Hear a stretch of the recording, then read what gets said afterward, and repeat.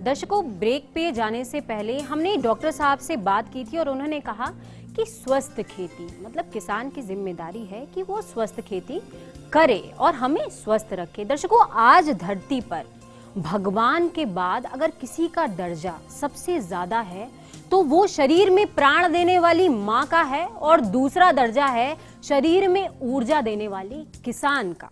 लेकिन आज के इस चकाचौंध के युग में क्या वाकई किसान उतना जिम्मेदार रह गया है? क्या उसे आज भी हम अन्नदाता कह सकते हैं? देखते हैं ये रिपोर्ट। अपनी कड़ी मेहनत से सबकी थाली में 2 वक्त के खाने का जुगाड़ करने वाला किसान, जिसे अन्नदाता हम और आप कहते हैं।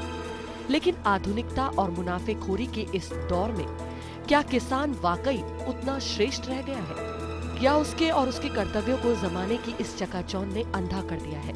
आज एक नजर सिक्के के दूसरे पहलू पर, जिसमें किसान की अन्नदाता वाली छवि कहीं धूमिल होती नजर आती है।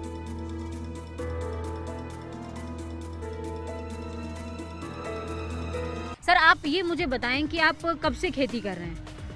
खेती में तो काफी दिन हो गए। कितने दिन हो गए? पहले तो मैं तो नाले पर करे जो आदिवासी में खेती करती है। आध दनी जमीन तो दनी की है और आदिवासी में खेती करती है। ये बताएं कि आपने जब खेत में हिस्सेदारी करी, ठीक है, उसके फायदे में आपकी हिस्सेदारी है, ठीक है, तो कभी आपने उनसे ये नहीं कहा कि ये मैं गंदा पानी नहीं इस्तेमाल करूंगा हमारे खेत में? गंदा पानी तो देखो आज का तो आप देख रहे हैं कितना जहरीला पानी खेत में जा रहा है, लेकिन आप लोगों की थाली में खाना रख रहे हैं कि आप लोगों की थाली में जहर रख रहे हैं? अब तो हम क्या करें, तो देखो पूरा एरिया में यही खेती कर रहा है। पूरे एरिया में यही खेती कर रहे हैं, तो आप भी यही खेती कर रहे हैं? नहीं तो हम तो बंद कर देंगे। मेरे तो 2 बोरिंग है, आप कहते तो कल ही बंद कर देंगे। मेरे की जरूरी नहीं है। किसान जो कभी खुद भूखा रहकर सबका पेट भरता था, आज चकाचौंध के इस युग ने उसे कहीं गुमराह कर दिया है, और कुछ इस तरह कि उसे होश भी नहीं कि वो अपने थोड़े से स्वार्थ के लिए किस तरह पूरे देश की सेहत के साथ खिलवाड़ कर रहा है। आप कब से खेती कर रहे हैं? उम्र हो गई खेती करता। उम्र हो गई आपकी खेती करते हुए? 72 साल हो गए। मैं 72 साल हो गए इसकी खेती करता। 72 और 72 साल का मेरे को बता नहीं सकता कोई इस खेती का पानी खाता हूँ पीता हूँ। अच्छा, 72 साल से आप इसी जगह पे खेती कर रहे हैं? 2 जगह करके आता हूँ खेती तो। हाँ, पर इस नाला के पानी से करता हूँ। 72 साल हो गए मैं। नाले के पानी से ही करते हैं? हाँ, हर जगह नाले के पानी से खेती करते हैं? नाले के पानी से खेती करता हूँ। 72 साल हो गए मैं। और कोई मेरे को कह नहीं सकता कि 72 साल हो गए। अच्छा, ये बताएं सर, आपको पता है नाले का पानी इस्तेमाल करने से जो है सब्जियों में जो हमारी सेहत को नुकसान करती हैं? कुछ भी नुकसान करता नहीं है, काम करता है नुकसान। काम तो करते नहीं, और नुकसान होता है। पड़े खाते हो हमारे जनाब, काम करो कि कैसे कोई बीमारी पैदा हो जाए। खेतों में गंदे पानी का इस्तेमाल करके उगाई जा रही ये सब्जियां, जहां एक तरफ आपकी सेहत के लिए हानिकारक है, वहीं आम इंसान के पास इन सब्जियों को पहचानने का कोई रास्ता नहीं है। आइए चलते हैं राजधानी की एक प्रसिद्ध सब्जी मंडी में। जब फर्स्ट इंडिया की टीम ने लोगों से बात की तो उनका इस बारे में क्या कुछ कहना था। किसानों को तो ध्यान रखना चाहिए। ये तो अब अनजान को तो कुछ भी जहर भी खिला दो वो भी खाएंगे। अब हम जैसी मिलती है वैसी खानी तो पड़ेगी। अब अच्छी सब्जी कहाँ से ले आए? गंदे पानी का यूज नहीं करना चाहिए। गंदे पानी से बीमारियां फैलती हैं। हाँ, बच्चे बीमार होते हैं, अपन खुद बीमार होते हैं। तो अच्छे साफ पानी का यूज करना चाहिए। है ही नहीं, किसान यही उगा रहे हैं, यही दे रहे हैं सब। यही उगा रहा है। इतनी सब्जी इतनी कलर आते नहीं दूसरी में। नाले के में अच्छे कलर आए थे। नाले में अच्छे कलर आ जाते हैं? बिल्कुल आए थे। सब्जी भी जल्दी आती है। पैदावार ज्यादा, लोगों को खानी पड़ेगी, मजबूरी है लोगों की। वो गलत है, नहीं करना चाहिए उनको, क्योंकि बीमारी होती है इससे। बीमारियां होती हैं। हाँ, और ये प्रदूषण इसी का होता है ना। आए दिन बीमार होते रहते हैं। गंदे नाले में लेट्रिन का पानी आता रहता है, तो वो अच्छी बात नहीं है। अब क्या है, अच्छा वाला भी करता है और रेटों में फर्क होता है, लेकिन मंडी में कुछ कह नहीं सकते कौन सा वाला बढ़िया है कौन सा घटिया है। मिक्स हो जाता है, क्यों वहाँ से मिक्स होके आता है। हालांकि अच्छा भी आता है, ऐसी बात नहीं। चौमू साइड से अच्छा आता है, लेके आते हैं लोग बाग। लेकिन अब मजबूर है लोग बाग कैसा जैसा करें। यदि व्यवस्था उनके लिए सही हो, किसानों के लिए पानी की व्यवस्था सही है, तो ये काम करेंगे नहीं।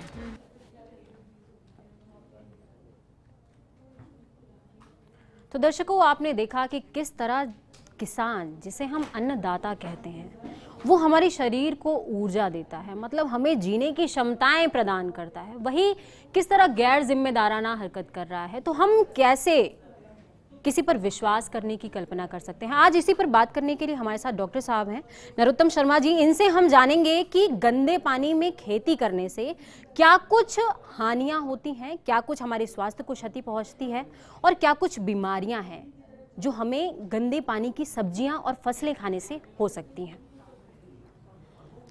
वर्तमान में जो जयपुर ज़िले के अंदर, जयपुर शहर में, जयपुर शहर के आसपास जो है वहाँ गंदे नाले से या जो केमिकल जहाँ कपड़ा रंगा जाता है उसकी जो पानी है उससे सब्जियों के लिए पानी दिया जा रहा है जी। इससे नई समस्या पैदा हो गई है कि जो केमिकल हैं, जो पेस्टिसाइड्स हैं, जिनको हमारे लिए खाने के लिए रोक लगी हुई हैं, वो केमिकल्स हमें सब्जी के थ्रू या फ्रूट के थ्रू हमारे शरीर में जा रहे हैं जी। कॉमनली एल्ड्रिन है, क्लोरोडेन है, एंड्रिन है, एप्टाक्लोर है, पैराथाइन है, डीडीटी है, एंडोसल्फान है, ऐसे कुछ कंटेंट हैं, ये केमिकल हैं जो रूटीन में हमारे को सब्जियों से और ये फ्रूट से प्राप्त होने हैं जी। इसका कारण केवल मात्र जो हम ये रंगीन जो इसका कपड़ा जो रंगता है उसका जो पानी है उससे सब्जियों के लिए, फ्रूट्स के लिए यूज कर रहे हैं, और भी गंदे नाली जिसमें और सभी केमिकल मिले हुए हैं उनको हम यूज कर रहे हैं, तो उसके थ्रू वो फलों में और सब्जियों में जा रहा है और उसका हम कंजम्पशन कर रहे हैं, जिसका दुरुपयोग करने के कारण हमारे अंदर एलर्जी, हमें सांस की बीमारियाँ, पेट में एसिडिटी, अल्सर की बीमारी और लास्ट में कहूँगा कि किडनी बीमारी, किडनी की बीमारियाँ और कैंसर तक हो रहे हैं। कैंसर तक गंभीर रोग हो जाता है। मतलब गंदे पानी की खेती का जो है इतना दुष्प्रभाव पड़ता है। लोग इसको आम, मतलब हमने अभी आपने देखा कि हमने किसानों से बात करी और वो कह रहे हैं कि भाई मैं तो 72 साल से खेती कर रहा हूँ और मुझे नहीं हुआ, आप लोग काम नहीं करते तो इसलिए आपको हो जाएगा। मतलब इसको हमने, जिन किसानों ने इतना आम समझ रखा है, वो इतनी गंभीर समस्याएं भी हमारे शरीर में उत्पन्न कर सकते हैं। जी जी जी सर, और कुछ क्या दिक्कतें होती हैं? देखिए, जो ये केमिकल्स हैं इनके थ्रू जो हमारे केमिकल और हेवी मेटल जो शरीर में जाते हैं, इसका धीरे धीरे बहुत ही क्रॉनिक इफेक्ट होता है। आपको ये नहीं कह सकते कि आपने आज खाना खाया तो आपको इफेक्ट उसे कल दिख जाएंगे। लगातार कंजम्पशन करने से, लगातार यूज करने से 5 साल, 10 साल, 15 साल, 20 साल, 25 साल, यहाँ तक कि उसने काफ़ी साल बाद भी उसका दुष्परिणाम निकल के आ सकता है। धीरे धीरे उनका असर होता है, किडनी के असर होता है, किडनी फेल होती जाती है, धीरे धीरे पता नहीं चलता आदमी को। पेट में अल्सर, एसिड बढ़ती जाती है, अल्सर होता जाता है। शरीर में रैशेज, आपको जो एलर्जी की डिजीज है, एलर्जी की बीमारी बढ़ती जाती है। यहाँ तक कि सबसे ज़्यादा जो कॉमनली है सांस की बीमारियाँ, लोगों को एलर्जी के कारण सांस की बीमारियाँ हो जाती हैं और पेशेंट्स बढ़ते जा रहे हैं जी। तो यदि हम इस पर रोकथाम नहीं करेंगे और यदि ये अवेयरनेस नहीं देंगे किसानों को और सब्जी उत्पादक या जो किसान हैं हमारे उनको, तो भविष्य में हमारे लिए एक बड़ी ही गंभीर बीमारी के रूप में सामने निकल। मतलब ज़रूरी है कि आज किसान अपनी जिम्मेदारियों को समझे। तो दर्शकों, आपने देखा डॉक्टर साहब ने किस तरह कहा कि अगर किसान अपनी जिम्मेदारियों को नहीं समझता है और स्वस्थ खेती नहीं करता है तो कहीं उसके भी कई दुष्प्रभाव हैं। हमारे साथ यहाँ स्टूडियो में 2 किसान भी हैं जिन्होंने उन्नत तकनीक का प्रयोग किया है। उनसे हम बात करेंगे कि अभी उन्होंने किसानों की इतनी गैर जिम्मेदारी देखी, नाले की खेती में, नाले के पानी में वो किस तरह से खेती कर रहे हैं, फसल उगा रहे हैं, सब्जियाँ उगा रहे हैं, इस पर उनका क्या कुछ कहना है। जी बताएं सर। देखिए, किसान खुद भी ये नहीं चाहता कि लोगों को मैं जहर खिलाऊं जी, स्वच्छ सब्जी नहीं खिलाऊं, लेकिन किसानों के सामने भी मजबूरी है। गंदे पानी की जहां तक नाले का सवाल है, मरता क्या नहीं करता। सरकारें जहाँ किसानों के खेत है वहाँ डार्क जोन घोषित कर दी, बोरिंग नहीं कराने देती। किसान को तो पानी चाहिए जी। हमने कई बार सरकार से आग्रह किया कि जितने भी गंदा पानी जाता है जहाँ भी, वहाँ ट्रीटमेंट प्लांट लगाया जाए, क्यों किसान को खेती चाहिए जी। बिल्कुल, अगर खेती नहीं करेगा तो परिवार को कैसे पालेगा जी। तो एक किसान जिम्मेदारी सरकार की बनती है कि किसान को या तो डार्क जोन खत्म किया जाए या फिर जो अशुद्ध पानी है, गंदा पानी जिसको कहते हैं, उसमें ट्रीटमेंट लगाकर किसानों को पानी दिया जाए जी। तो दर्शकों, ये खुद एक किसान हैं सोगाराम जी। इन्होंने बताया कि सरकार की जिम्मेदारी बनती है कि वो जो है जिस क्षेत्र में गंदा पानी आता है वहाँ पर ट्रीटमेंट प्लांट्स लगाएं। मतलब आप गंदा पानी दीजिए ही नहीं तो खेती कैसे होगी, सरकार की जिम्मेदारी बनती है। और किसान को तो खेती के लिए पानी की ज़रूरत होगी ही, और मरता क्या ना करता, एक बात ये यहाँ से निकल करके आई है। और दर्शकों, जहाँ ऐसे किसान हैं जो अपनी मजबूरी के चलते नाले के पानी में खेती करने को मजबूर हैं, वहीं कुछ ऐसे भी किसान हैं जिन्होंने तकनीकी से हाथ मिलाया है और मिसाल बन गए हैं। आइए देखते हैं राजधानी के, प्रदेश के अलग अलग हिस्सों से ऐसे ही कुछ किसानों की कहानियां।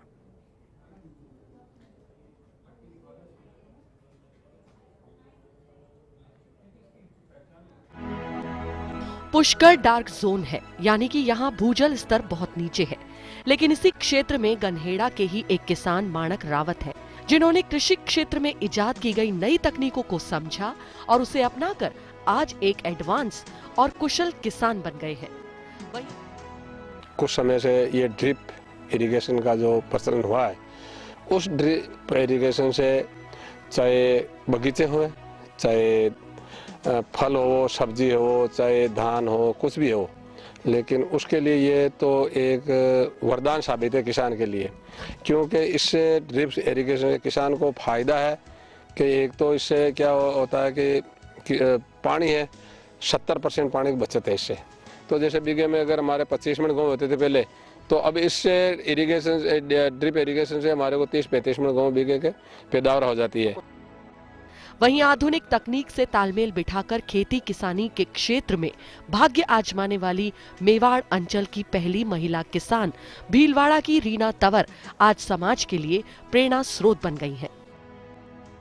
महाराष्ट्र और गुजरात में ग्रीन हाउसेस देखे तो उनसे मैं इंस्पायर होकर मैंने भी ये सोचा कि क्यों ना मैं भी जो ये नई तरीके से या नई टेक्निक से जो खेती हो रही है, क्यों ना हम लोग भी उसमें कुछ नया करें। क्योंकि जो फार्मर करता है, जो ट्रेडिशनल खेती होती है, उसमें वो जो लगाता है वो लागत भी उसे कई बार प्राप्त नहीं होती। तो ये विचार जब आया मेरे मन में, तो मैंने एग्रीकल्चर डिपार्टमेंट में जाकर पता किया, तो उन्होंने बताया कि ग्रीन हाउस में सब्सिडी या अनुदान जिसे हम कहते हैं वो उसका प्रोविजन है। तो मैंने अपनी फाइल लगाई और उसके तहत मैंने ये ग्रीन हाउस लगाया है। ये 4000 स्क्वायर मीटर का जगह है, जिसमें हम लोग 10,000 से 12,000 पौधे लगाते हैं खीरा ककड़ी के। वहीं कृषि विभाग के संपर्क में आए हनुमानगढ़ के एक किसान दयाराम ने कृषि विभाग की राय के अनुसार खेती के तौर तरीकों को बदलकर अपनी किस्मत बदल दी है। अभी हमारा सारा सिस्टम चल रहा है, यानी हमें 3 भागों में इसको खेत को बांटा है। यानी एक तो वर्षा पर आधारित है, एक जो कम जो नहरी है वो आधा नहरी है, आधा बिरानी है, और एक जो हम सब्जी का वो कर रहे हैं। तो अलग अलग 3 भागों बांटा है, अच्छा उत्पादन हो रहा है। वहीं जैसलमेर, जहां पानी घी से भी ज्यादा अनमोल है, वहां आज मोहनदान की कड़ी मेहनत से थार में अनार उग रहा है।